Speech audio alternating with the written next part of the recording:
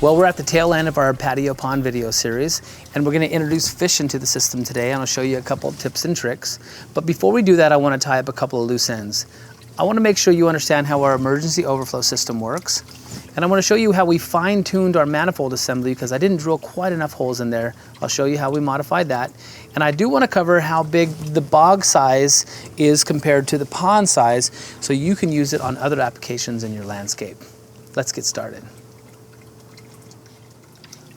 Let me explain the emergency overflow system to you. Now we have our 3 spouts. Remember, this is our main feed, and the water from the active bog is fed through that manifold where we drilled the holes. Water dumps in through here. Now most of the water's coming through here because my client just wanted a real subtle tube, pouring back into the pond, real quiet water feature.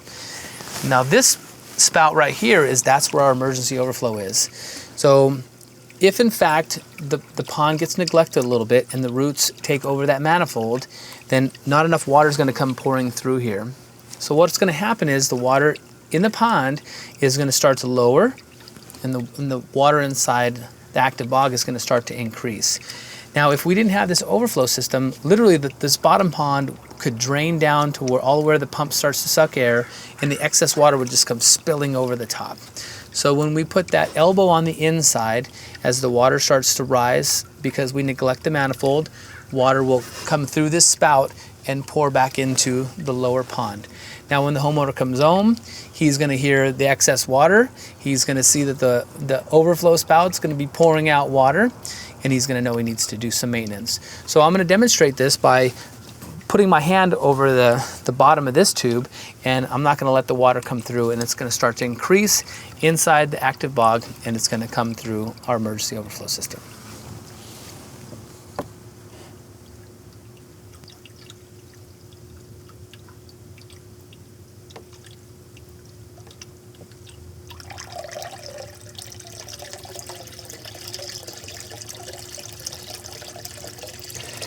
Now if you'll notice, the water in the bottom pond has dropped over 1/2 inch. Now all that water is up in the active bog, and it starts to fill up, and as the water gets too high, it spills into our elbow, and then it comes through the emergency overflow. Now when the homeowner comes home and he walks around the corner, he's automatically going to hear that the audio is much louder than he wants it to be, and he's going to know he needs to do some maintenance. The next thing I want to address is how we had to modify the manifold assembly in here to accommodate the flow rate once we got the whole patio pond system started. I do want to address the fact that it's been 2 weeks since our last video shoot when we planted all these aquatic plants. Now after that shoot, we threw in 6 goldfish in the bottom pond immediately. I had the homeowner start feeding them right away, and look what's happened in only 2 weeks. Come in close and let me show you how we modified the manifold assembly. Now if you remember, when we drilled this originally, we had just this center line right here all the way down the manifold. When we kick-started our system, it just couldn't handle the flow rate, so as you can see, I came in here and I drilled holes all the way down the entire manifold, and so basically I've tripled the amount of holes in there, and now the flow rate is working perfectly. Let's talk about the relationship between the size of the bog filter and the size of the pond. Because in this application, the bog filter and the pond are exactly the same size. What I want you to know is if you're going to take this bog filter technology and apply it to other aspects of your pond installations, is you really only need 10% of the surface area for your active bog to match the pond.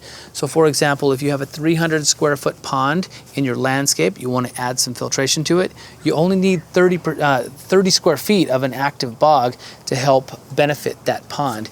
If you take that formula, 10% of your active bog matches your surface area, total surface area of your pond, you're going to have amazing results. Okay, it's time to add some fish to the pond. It's really our grand finale. I want to make sure I'm going to give you about 3 tips and tricks on how to add these fish to the pond. First of all, you want to get your bag of fish from a reputable dealer, preferably some quarantined fish. And you're gonna wanna float this bag in the pond for about 15 minutes. And what that does is it acclimates the water temperature from the bag of water and to the pond. Now, I wanna make sure you don't do this with the sun beating on this bag, because the oxygen can be depleted inside the bag very quickly and be a dangerous environment for the fish. Now, this guy's been in here for 15 minutes, and I'm just gonna open up the top, and I'm going to start adding some water into the bag from the pond. And what that will do is it will start to acclimate, you know, the chemistry of the water, like the alkalinity and the pH, and that's gonna help make the transition a little bit easier. This rubber band is being a tricky one. Now, we chose Joaquin's for this pond. It's a really cool goldfish.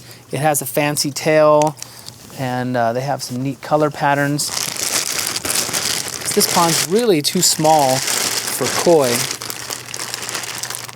Maybe if you want to grow up some baby koi, this would be a decent pond. If your main pond was they were spawning in there and you wanted a spot, this would be a neat pond to do that in. Now, if you were going to raise koi in here, I might suggest changing the copper spillways to something like PVC, because koi fish are a little more susceptible to the copper than the goldfish are. So once we've added a little bit of water into here, as I said, the chemistry starts to match up. And then if you really wanted to, I guess you could get a fine net and you could take the net and place the fish into the pond. But I'm just going to use my hand like this. And you might think, hey, well, why don't you just pour the whole bag in there? It'd be real easy. You wouldn't have to touch the fish. You wouldn't have to net them or anything like that.